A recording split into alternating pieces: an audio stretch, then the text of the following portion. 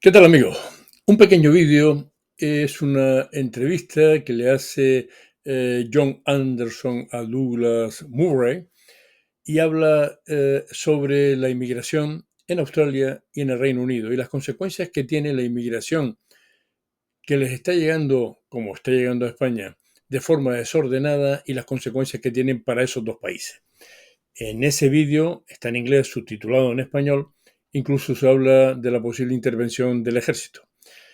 Aquí hemos dicho en muchas ocasiones que para parar la inmigración que nos llega a Canarias, en realidad a toda España, por vía marítima, independientemente del control que tendríamos que tener en los aeropuertos, es emplear nuestra armada para evitarla.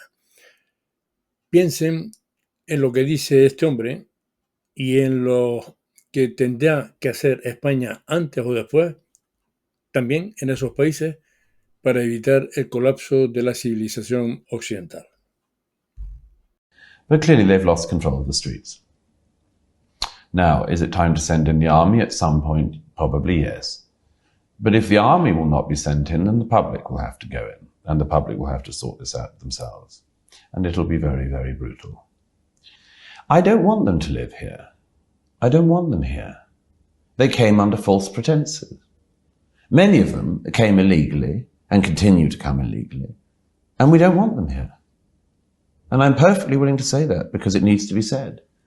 If I hated Australia, hated the Australian people, hated Australian history, hated the Australian way of life, broke into the country illegally and spent my time trying to undermine Australia, why should I be in Australia?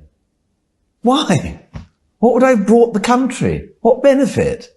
What moral benefit? What financial benefit? What social benefit? The answer is, you'd have brought no benefit. I think we have to start saying very clearly, if you don't like it here, go. And if you don't like it here and you intend to make it worse, we will make you go. I think that as the situation is changing, actually, I think there are things now able to be discussed and suggested, which were not able to be suggested or discussed even a few years ago. My view is that, I mean, for instance, there's a sort of idiot conversation you can have when it comes to these things, which consists of something like the following. I would say, if this is a bit of a typical BBC question for you, you see, I'd say, John Anderson, but how do we balance the issues between a liberal society and then illiberalism on the other hand? We've had 20 years of that. We've had 20 years of these silly games and navel-gazing parlor games. It's too late to keep playing those games. We have thousands, tens of thousands, probably hundreds of thousands of people in the UK who have no love at all for the UK, but yet live here. We have a couple of choices clearly at this point. One of them is, and I say this metaphorically for the time being, but it's not that metaphorical. One is to stand up. And the other is to beg on your knees. I don't think that the British public should be on their knees begging, particularly not to people who dislike them. So best to be on your feet.